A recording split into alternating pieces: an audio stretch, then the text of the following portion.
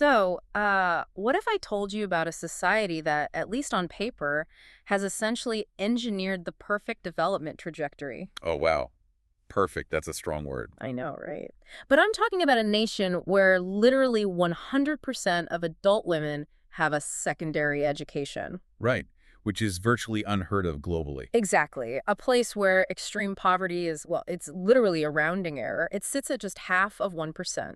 That's incredible. And the infrastructure is so universally distributed that a lack of electricity or, drinking water barely even registers in their poverty metrics. They've basically solved the baseline physical needs. Yeah, they are just crushing the global averages for wealth, for education, and equality. But I'm guessing there's a catch. Oh, there's a massive catch because Yeah. then, you open up the other side of the ledger, you look at the environmental toll, and you realize they are extracting resources and emitting carbon at nearly 3 times the global limit. Oof. 3 times. Yeah. And worse, you find this hidden demographic crisis. The men in this utopian society are dying, on average, more than 8 years earlier than the women. Which is just a staggering gap. It really is. Yeah. So today, we are opening up the data on Kazakhstan. Okay.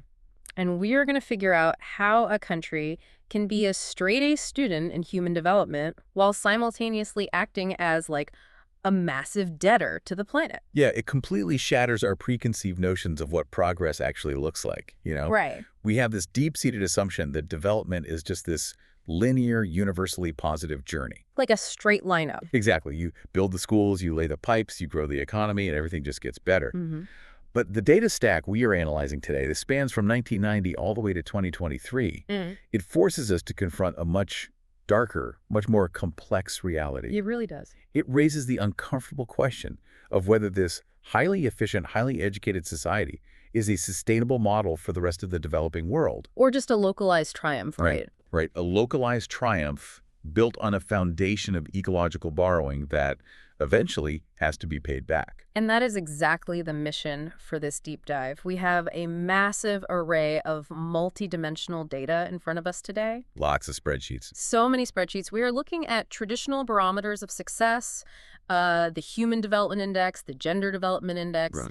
and we are slamming them right up against the newer, incredibly unforgiving Planetary pressures-adjusted metrics. Which changed the whole picture. They really do. And Wow. for you listening, this isn't just a profile of a single massive country in Central Asia. This is basically a stress test for the entire concept of modern economic growth. Absolutely. So, okay, let's unpack this. Let's start by setting the baseline. Sounds good. If we just look at the 2023 dashboard, the top-level metrics, the picture is almost intimidatingly successful. It's very impressive. I want to throw some of these numbers out there, but I want us to really dissect them because they feel almost too engineered. Yeah. In 2023, Kazakhstan's Human Development Index, the PHDI, sits at 0.837. And just for context, the world average is 0.756. Right. And to contextualize that 0.837, the United Nations doesn't just hand out that score easily. No, they don't. That number places the nation firmly and unequivocally into the very high human development tier. Very high. Yeah. Now, we need to understand the mechanics of the HDI. It isn't just a measure of, like, how much money's in the bank. Okay, so what exactly goes into it? It is a composite index. Mm. It evaluates 3 incredibly specific dimensions. Mm. The ability to live a long and healthy life, widespread access to deep knowledge and education, and a decent, resilient standard of living. Got it. So when a country outpaces the global mean by that kind of margin, it means the baseline reality, the day-to-day existence of an average citizen, is statistically insulated from the raw survival struggles that define much of the developing world. But wait, you look at their gross national income, the GNI per capita, and it's sitting at nearly $31,000. Yeah, that's high. Specifically, $30,988.50. The world average is hovering around $18,200. It's a massive leap. So I have to push back a little here on the idea of a perfect baseline. Fair enough. We are talking about a geographically massive, heavily centralized, resource-rich state. I mean, they have some of the most lucrative oil, gas, and uranium reserves on the planet. They do. So how much of this 0.837 HDI is a reflection of genuine systemic societal equity, and how much of it is just, a petrostate, using resource rents to paper over structural weaknesses with heavy state subsidies. That is the critical analytical distinction we have to make here. You are entirely correct that the engine underneath this $31,000 GNI is heavy resource extraction. Right. It is the Caspian Basin oil, it's the Karaganda coal, it's the uranium mining. Pulling wealth out of the ground. Exactly. However, if we look at global data, there are dozens of resource-rich nations, petrostates in the Middle East, mineral-rich nations in sub-Saharan Africa that have massive GNIs but terrible human development scores. Oh, that's a really good point. Right. The wealth concentrates at the very top, held by a political elite or multinational corporations, while the rural populations remain in poverty. So the money doesn't actually reach the people. Exactly. What the data shows us about Kazakhstan is a remarkably highly effective conversion rate. A conversion rate. Yeah, they didn't just hoard the petrodollars in a sovereign wealth fund or build sovereign palaces. The state actively engineered mechanisms to convert raw subterranean wealth into surface-level human capital. Wow, okay. They poured those resource rents into universal schooling, widespread healthcare infrastructure, and localized electrical grids. So you're saying we have to give them credit for the distribution, even if the source of the wealth is essentially just digging stuff out of the ground? Precisely. The HDI measures the utilization of wealth for human benefit. Right, how it's actually spent. Yeah.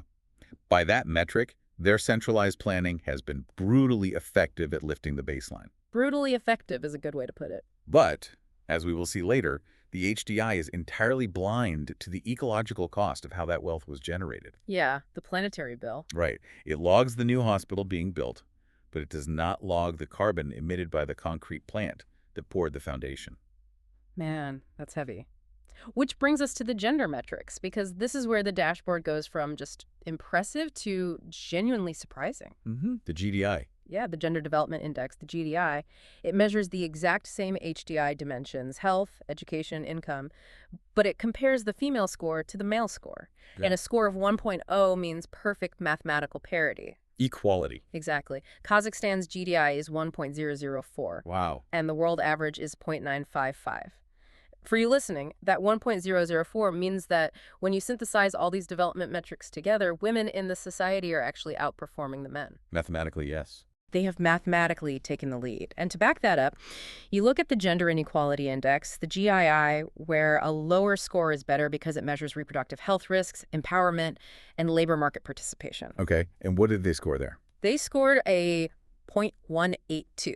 That's incredibly low. Right. The world average is a massive 0.455. Yeah, the TII of 0.182 is indicative of an incredibly low-risk social environment for women. When you unpack that number, you find a maternal mortality ratio of just 13.4 deaths per 100,000 live births. Wow. Compare that to the global average of over 216. 13 compared to 216. That is just night and day. It really is. Yeah. You also find an adolescent birth rate of 17.2 per 1,000, which is less than half the global average. Okay, so the healthcare system is really delivering for women. Exactly.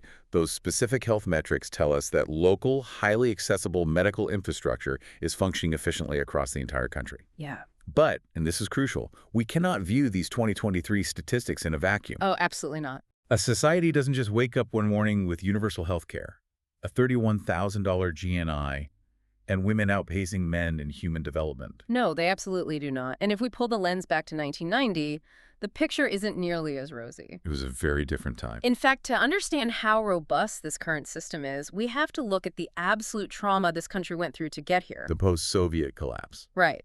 In 1990, their baseline HDI was 0.689. They were part of the Soviet Union, and then the floor completely fell out. The whole system just vanished. Yeah. By 1995, their HDI had crashed to a trough of 0.665. And for you listening, human development indices usually move in like tiny microscopic fractions of a point over decades. Right. It's a slow-moving metric. Exactly. So to see a nation drop that significantly in just 5 years, it means you are looking at a society experiencing a total systemic collapse. The 1990 to 1995 period is really the defining trauma of their modern economic history. Yeah. We have to look at the mechanism of that collapse.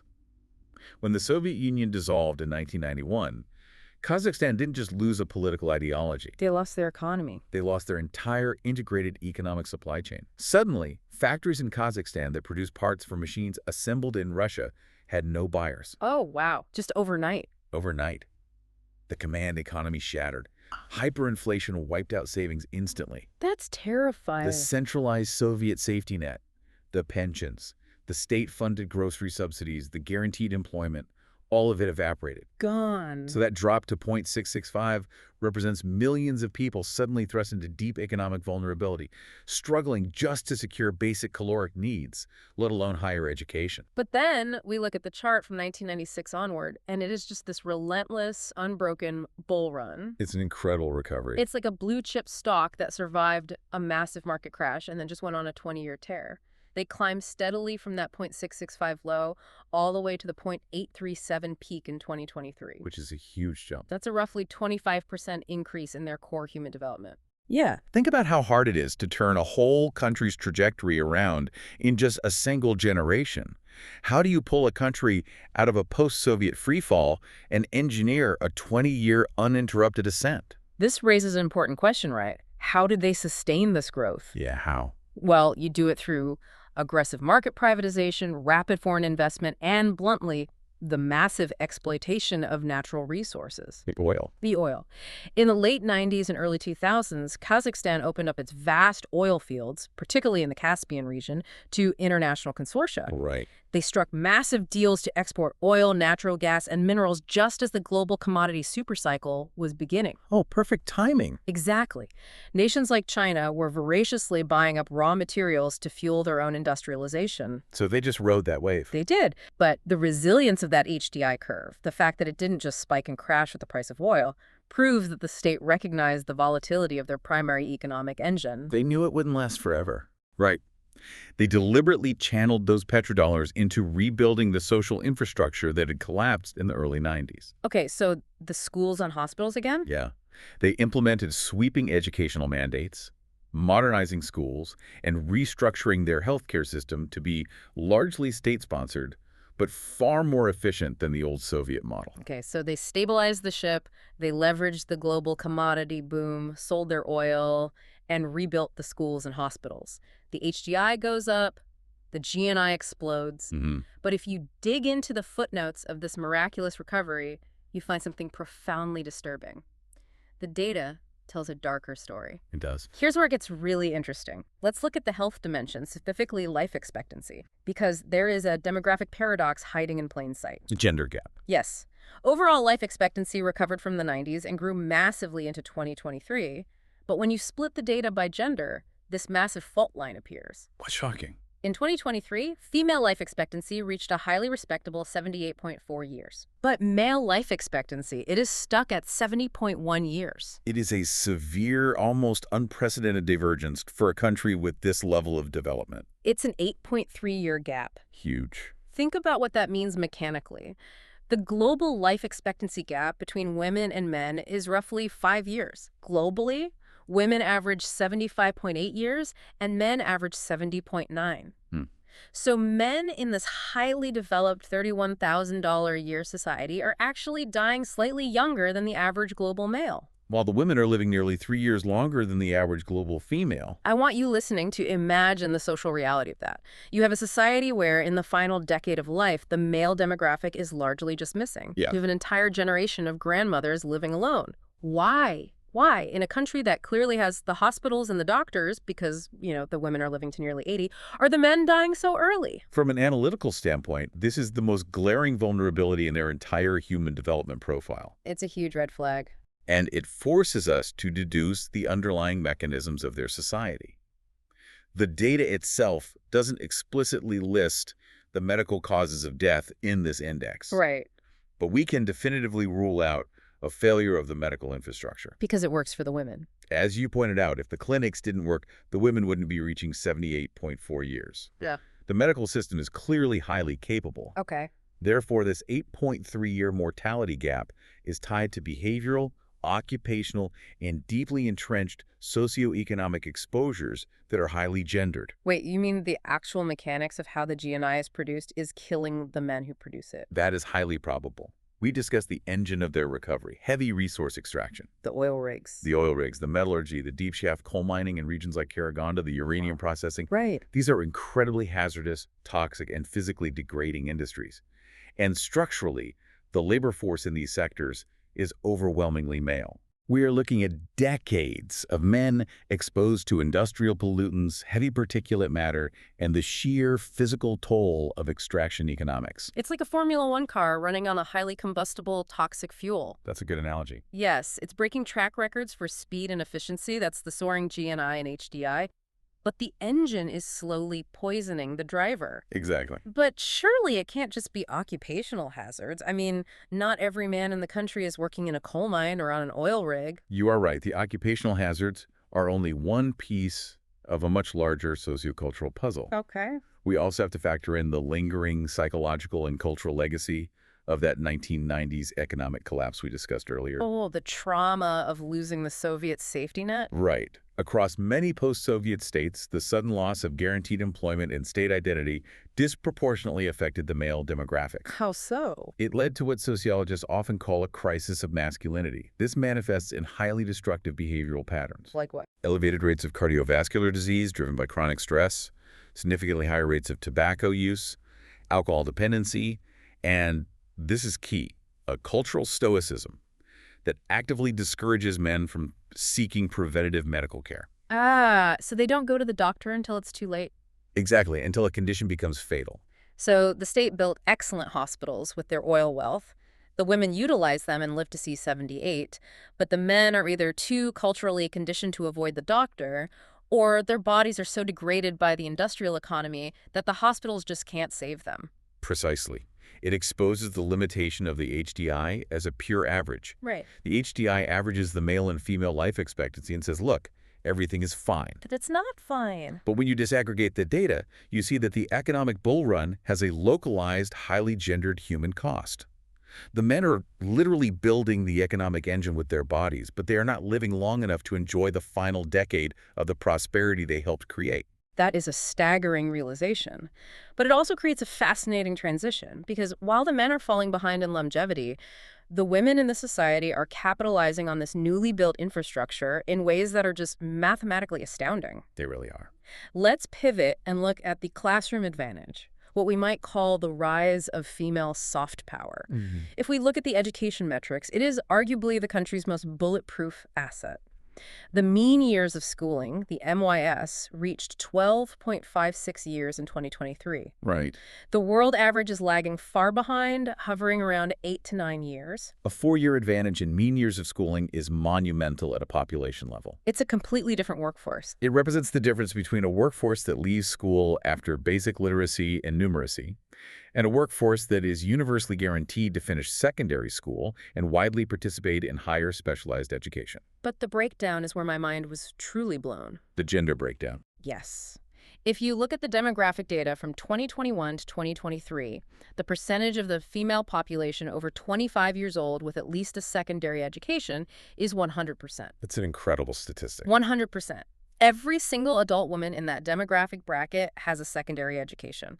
Statistically, I have to ask, how is that even possible? It is possible because you are seeing the compounding effect of two distinct historical eras. Okay, break that down. First, you have the legacy of the Soviet education system, which, for all its flaws, mandated strict, universal, compulsory education for both boys and girls regardless of geography. So the foundation was already there. That established the cultural baseline. Then, following the 90s collapse, the modern state aggressively reinvested its resource wealth to maintain and expand that baseline, Right. creating programs specifically designed to ensure rural and urban populations stayed in the school system. When a state makes secondary education an unavoidable, heavily subsidized societal norm for decades, you eventually hit that 100% saturation point in the adult demographic. And we see that momentum carrying into the future, too. We do. The expected years of schooling, the EYS, for females entering the system now is projected at 14.1 years. Right. That officially outstrips the males, who are expected to complete 13.85 years. This is what drives that GDI score over 1.0, placing them 26th globally. But I have to challenge you on this. We are looking at an army of women who are outliving men by 8 years, who have a 100% secondary education rate, and who are expected to spend more time in university than the men. Yes. Does this mean they hold the structural power in the society? Because earlier you mentioned a highly centralized, potentially patriarchal Petra state. That is the crucial tension in this data. You have perfectly described the accumulation of immense soft power. Soft power, right. The women hold the knowledge advantage, the health advantage, and the longevity advantage. The human capital is undeniably there, fully developed. However, we have to look at how the labor market and the political sphere actually leverage that capital. If you look at the female labor force participation rate, it hovers around 64.8%. Wait, so they have 100% education, but only 65% are participating in the formal labor market. Why the drop-off? Because the structure of the economy hasn't fully evolved to absorb them at the highest levels. Oh, interesting. In a heavy industry resource extraction economy, the highest paying, most capital-intensive jobs are culturally and practically dominated by men. The engineers on the rigs. Exactly. The managers of the mines, the logistics directors. Women, despite their superior education, are frequently funneled into vital but lower-paying state sectors like education, healthcare, and public administration. Or they just stay home. Or they face cultural pressures to exit the workforce for family care. And that glass ceiling shows up in the political data too, doesn't it? Exactly. If you look at their political representation, women hold roughly 19.6% of parliamentary seats. That seems low. Now, that is a vast improvement from their own historical baselines, but the world average is 26.5%. So here is the synthesis. The state has provided flawless developmental inputs for women, perfect schooling, excellent maternal health, but the output, the actual distribution of hard economic and political power, still retains traditional patriarchal structures. They can learn, but they can't lead. They have developed the female capital, but they haven't yet permitted it to fully command the ship. That paints a really vivid picture. It's like they build a state-of-the-art supercomputer, but they are only letting it run administrative software instead of letting it pilot the entire economy. That's a great way to look at it. But let's shift gears and look at how this society distributes its wealth overall, because we've established they have a soaring GNI and perfect education rates. But you and I both know that averages lie. A billionaire and 9 starving people have a high average wealth. They do. Let's look at the equity factor. How much of this success is genuinely reaching the population? Well, inequality is the great eraser of human development. The eraser. Yeah. A nation can artificially inflate its HDI with a massive GNI. But if that wealth is hoarded by a tiny political elite or concentrated entirely in the capital city, the vast majority of citizens live a completely different impoverished reality. Right. This is why the United Nations introduced the inequality-adjusted HDI, the IHDI. Right. And the IHDI acts as a penalty. It shaves points off your HDI based on how unequally your health, education, and income are distributed. Exactly. And the global average loss due to inequality is massive, nearly 22%. The world essentially loses a fifth of its human potential just because resources are hoarded. That's a huge loss. But in Kazakhstan, their overall loss due to inequality in 2023 is an incredibly low 8.54%. Which is fantastic. And if you drill down into the specific dimensions, the loss due to inequality in education is a microscopic 3.17%. That 3.17% figure is the statistical validation of the 100% secondary education rate we just discussed. It proves it's real. It proves that the state's educational resources aren't just concentrated in elite private academies in the capital, Astana, or the financial hub, Almaty. Right. They're distributed with almost clinical precision across the entire national landscape. And we have to recognize how profoundly difficult that is. Because of the size of the country. Yes. Kazakhstan is the 9th largest country in the world by landmass. 9th largest. Wow. It is a massive, sprawling step. To deliver consistent educational infrastructure across that kind of geography, maintaining a loss of only 3.17% is a triumph of public policy and logistical execution. It really is. To bring this down to earth for you listening, imagine building a massive societal house. The data tells us that the plumbing and the wiring in this house are absolutely flawless. Look at the Multidimensional Poverty Index, the MPI, based on their 2015 survey data. Poverty is virtually non-existent. The poverty headcount is 0.5%. Half of 1%. Half of 1% of the entire population. And we must dissect what that 0.5% actually consists of. The MPI doesn't just measure money. It measures deprivations in daily life. Exactly. And when you look at the deprivations making up that tiny remaining fraction of poverty, lack of access to drinking water contributes only 2.1% to the poverty index. Wow. Lack of electricity contributes 0.1%.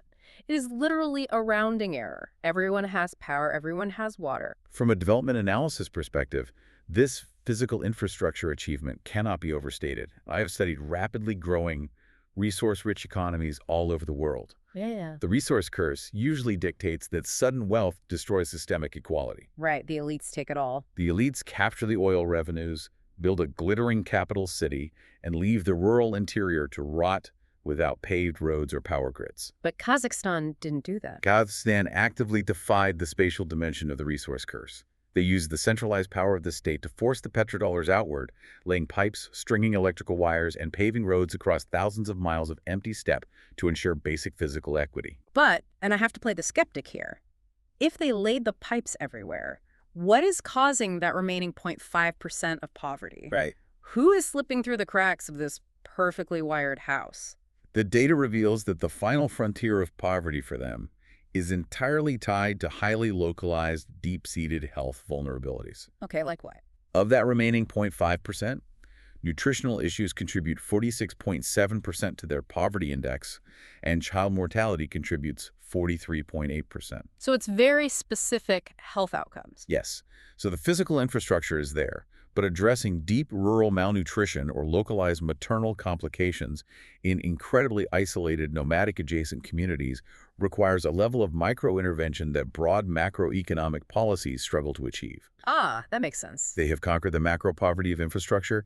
Now they are fighting a micro battle of localized health outcomes. Okay, so up to this point, if you are listening, you are probably trying to find the catch. The other shoe to drop. Because we have mapped out a country that survived a brutal post-Soviet collapse, harnessed its natural resources to build a booming $31,000 GNI economy, educated 100% of its adult women, practically eradicated extreme poverty, and distributed its wealth so fairly that its inequality loss is only 8.5%. It's an incredible resume. It sounds like a masterclass. It sounds like they beat the game. By the rules of the 20th century, they absolutely did beat the game. They constructed an industrial utopia. But the rules of the game have changed, and the true cost of their victory has finally come due. And that brings us to the plot twist of this deep dive, the rug pull. We are about to shatter this entire model student narrative. This is where it gets tough. So what does this all mean? What happens when we force the Earth to grade their paper? What's fascinating here is how violently the narrative shifts when we change the parameters of success. For decades, the traditional HDI praised a country for building factories, generating immense wealth, pouring concrete for new highways, and electrifying cities. Right, the stuff you can see. It applauded the outputs, the money, the schools, the longevity, but it was completely blind to the inputs. What it took to get there. It ignored the rivers diverted, the earth strip mined, the forests cleared, and the millions of tons of carbon pumped into the atmosphere. It measured human prosperity as if human beings didn't live on a physical planet. It essentially said, great job building that mansion, without asking where the lumber came from or where the sewage was being dumped. Precisely. Recently, the United Nations recognized this fatal flaw and introduced the PHDI, the Planetary Pressures Adjusted Human Development Index. Right. The PHDI forces us to look at the holistic, thermodynamic cost of prosperity. And it does that by penalizing the score, right? Yes, it takes that beautiful, glittering HDI score and applies a penalty based on two harsh realities: the country's carbon dioxide emissions per capita and its material footprint per capita. And the penalty applied to Kazakhstan is absolutely devastating. It really is. Listen to these numbers. We established their traditional HDI is a proud 0.837, putting them in the very high development tier, ranked 61st in the world. Right. But the second you apply the planetary pressures adjustment, that score plummets down to 0.687. Wow. That is a 17.92% loss in value. Oh. Instantly. Just wiped off the board. And to contextualize the severity of that penalty, the global average drop when you apply the PHDI is only about 10%. Oh, wow. Kazakhstan is being penalized almost twice as harshly as the rest of the world. And the global ranking, the moment the Earth's ledger is factored in, they drop 20 places globally. Places. They fall off an absolute cliff. It fundamentally changes how we view their success. Did they essentially just buy all this amazing human development, this 100% education and universal electricity on a high-interest ecological credit card, and now the planet is getting the bill? That is exactly the mechanism at play. Their human development is real, the schools are built, the poverty is erased, but the methodology used to achieve it is placing a crushing, utterly disproportionate burden on the global ecosystem. So it's a dirty growth model. They have maximized a dirty growth model. Let's drill down into the specifics of that ecological debt. I want to show exactly why that PHDI penalty is so severe. The carbon emissions are the big one. Let's look at the carbon emissions first. In 2023, their CO2 emissions from production were 13.01 tons per capita. Right. Now think about your own daily carbon footprint. The world average is only 4.54 tons per capita. They are polluting at nearly 3 times the global rate. It's massive. You would have to multiply your entire lifestyle's carbon output. Every flight you take, every mile you drive, the energy heating your home by almost 3 just to match their baseline reality. Yeah. What does 13 tons of carbon per capita actually look like on the ground? It looks like an energy grid entirely addicted to heavy hydrocarbons. Right. It looks like the Ekibastos coal basin, where massive open-pit mines feed directly into aging, incredibly inefficient Soviet-era coal-fired power plants that provide the vast majority of the nation's electricity. So the electricity is universal, but it's incredibly dirty. Exactly. It also looks like rampant gas flaring in the western oil fields, where excess natural gas is simply burned off into the atmosphere because capturing it isn't economically prioritized. Oh, man. When you rely on cheap, dirty coal to provide that universal electricity we praised earlier, the carbon arithmetic becomes brutal. And it isn't just invisible gas in the air, it's the sheer volume of physical earth they're moving. A material footprint. Yeah, the material footprint metric. It measures the raw biomass, fossil fuels, metal ores, and non-metal minerals extracted to meet a country's consumption demands. Right. Their material footprint is a staggering 17.07 tons per capita. 17 tons. The world average is significantly lower at 12.71 tons. For you listening, imagine 17 tons of raw earth, rock, and coal being physically ripped out of the ground every single year just to sustain your individual standard of living. It's hard to even picture. They are a profoundly heavy footprint society. It is the ultimate manifestation of an extraction economy. But the real tragedy hidden in this data isn't just the current volume of extraction. It is the historical failure to change course. Okay, what do you mean? Well, in economic theory, there is a concept called decoupling.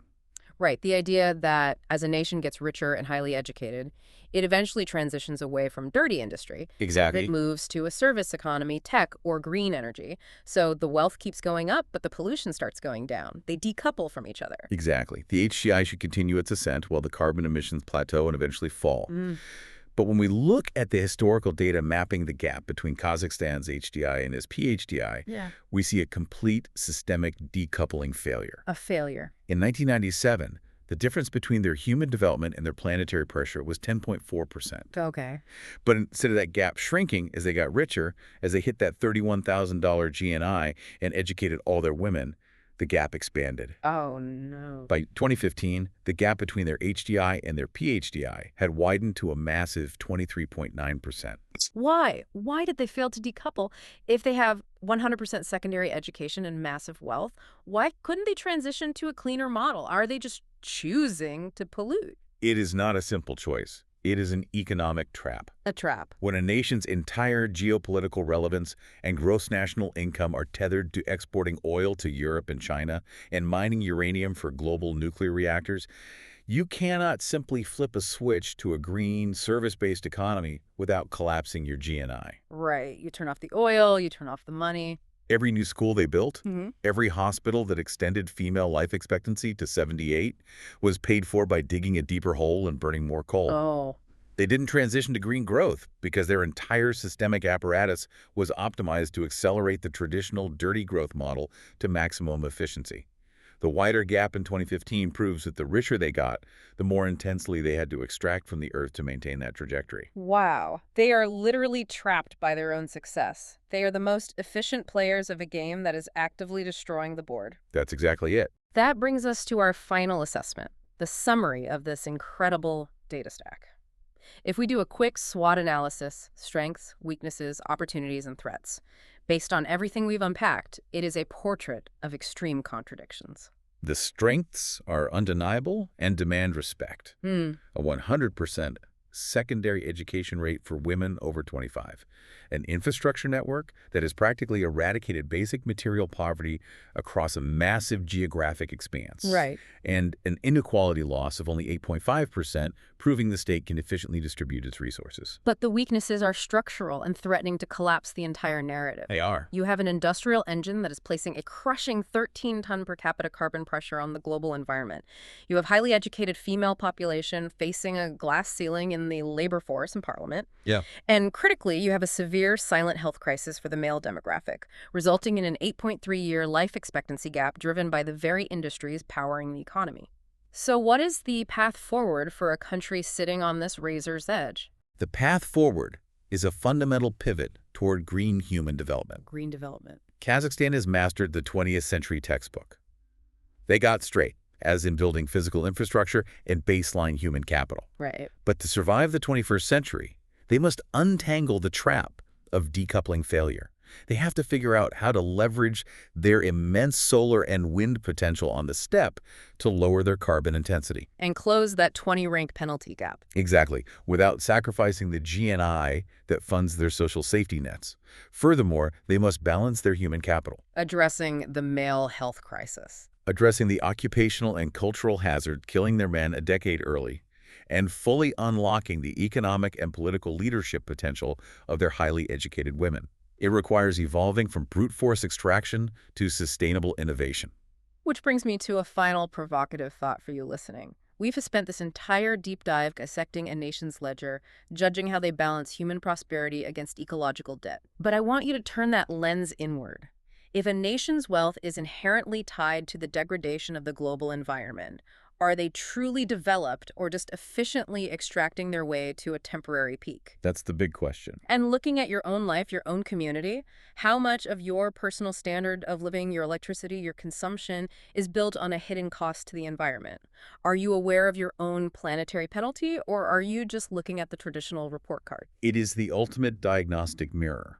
We crave a simple answer for human progress, a clean trajectory of constant improvement. Right. But the reality of development is a deeply complex, often contradictory web of human triumph paid for by profound ecological and demographic compromises. Well, I want to warmly thank you for joining us on this custom deep dive. Keep questioning the numbers behind the narratives, look for the hidden mechanisms of success, and never settle for a surface-level report card. Until next time.